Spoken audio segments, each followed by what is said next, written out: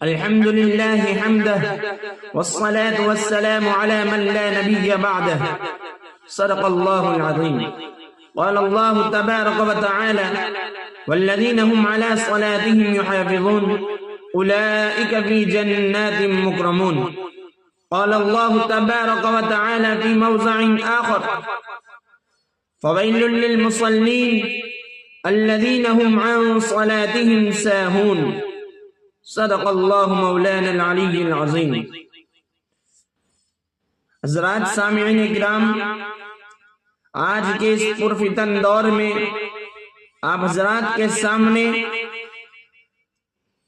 کچھ باتیں اور نصیحتیں عرض کرنا چاہتا ہوں. اس سے پہلے کہ میں اس نصیحت کا سب سے پہلے حقدار اپنے آپ کو سمجھتا ہوں، اس کے بعد آپ حضرات کو اللہ تعالیٰ ان نصیحتوں سے اور ان باتوں سے سب سے پہلے مجھے عمل کی توفیق عطا فرمائے اور اس کے بعد آپ حضرات کو بھی عمل کی توفیق عطا فرمائے. محترم حضرات، ابھی جو قرآن کریم کے آیت کریمہ تلاوت کی گئی، اس میں اللہ رب العزت نے فرمایا وہ لوگ جو نماز کی پابندی کرتے ہیں، نماز کی نگہبانی کرتے ہیں، اولئک فی جنات مکرمون، ایسی جنتوں میں ہوں گے کہ ان کو اکرام و اعزاز کیا جائے گا. نماز کی پابندی سے مراد پانچوں وقت کی نماز با جماعت، صف اولیٰ کا اہتمام، اور نماز با جماعت چھٹنے پر افسوس، یہ ہے نماز کی اہمیت. محترم حضرات، آدمی کی زندگی میں نماز ہے تو باقی اعمال انشاءاللہ العزیز اللہ رب العزت اس کی اس فکر کی وجہ سے اس کی زندگی میں لا دیں گے. مگر آدمی کی زندگی میں نماز جیسی عظیم احکام کی کوتاہی ہوگی، کمزوری ہوگی، تو میرے دوستو دنیا میں تو وہ ذلت اور رسوائی کا سامنا تو کرے گا، مگر آخرت میں اللہ کا کوئی وعدہ نہیں.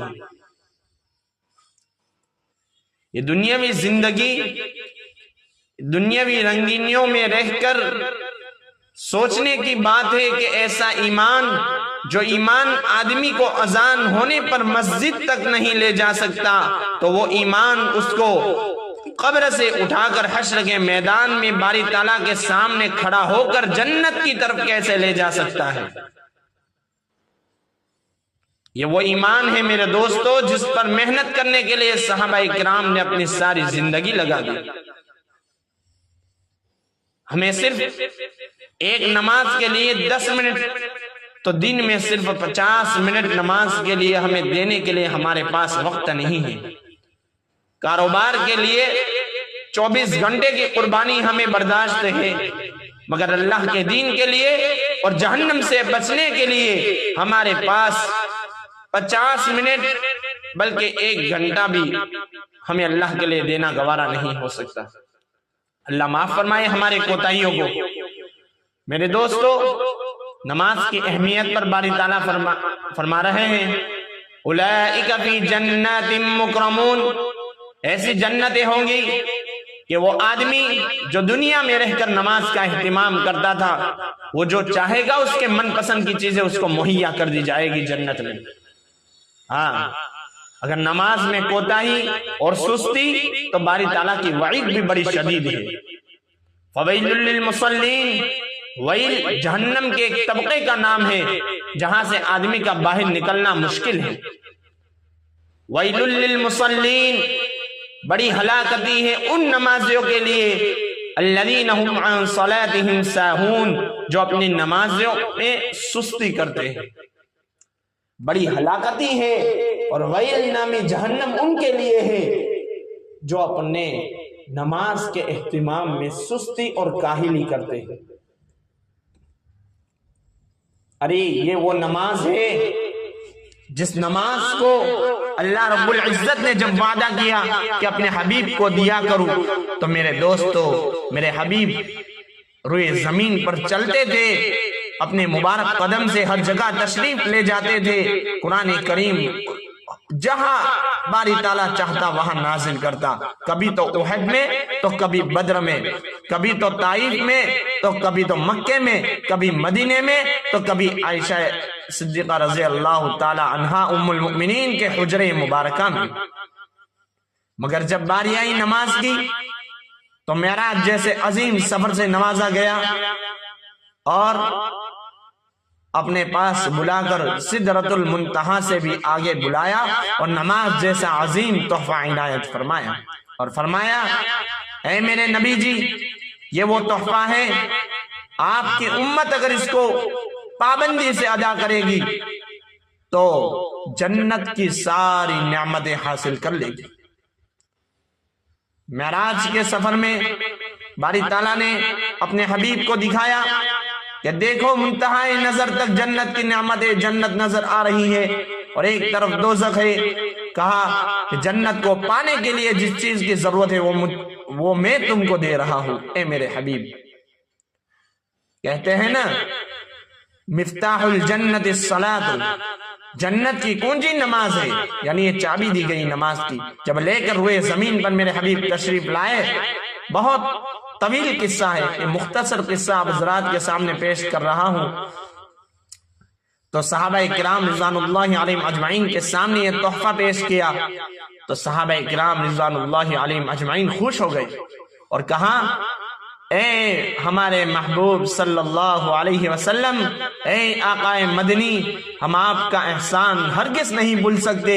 آپ نے ہمیں جہنم سے بچانے کے لیے اور جنت میں داخل ہونے کے لیے یہ چیز ہمیں مہیا فرما دی۔ اب جب بھی ہمیں ضرورت پڑے گی ہم 2 رکعت پڑھ کے اپنے رب کو منا لیں گے۔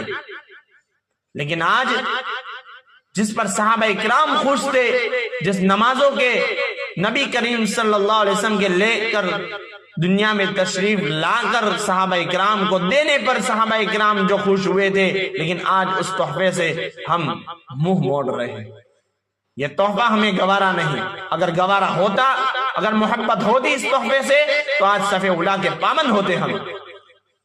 ہاں، نماز میں جو سستی کرے گا، باری تعالیٰ کا ارشاد گرامی بڑا سخت ہے، باری تعالیٰ کی وعید بڑی شدید ہے۔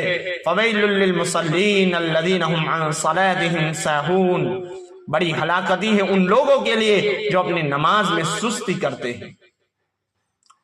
ہاں، اسی لیے ہم اللہ رب العزت سے دعا گو ہے کہ اللہ تبارک و تعالی ہمیں اپنی زندگی میں نماز باجماعت اہتمام کرنے کی توفیق عطا فرمائے اور ہمیں اپنی زندگی میں اخلاق حسنہ سے نوازے، ہمیں اپنی زندگی میں رضا الہی کے کام کرنے کی توفیق عطا فرمائے۔ باری تعالیٰ سے ہم دعا کرتے ہیں کہ ہماری زندگی کو دین کے طریقے پر گزارنے والا ہمیں بنائے، ہمارے اوقات کو صرف کرنے سے ہمیں بچائے، ہمارے اوقات زیادہ سے زیادہ احکام الہی اور دین اسلام کے خاطر صرف ہو۔ ایسی اللہ ہمیں قوت اور ایسی اللہ ہمیں ہمت عطا فرمائے۔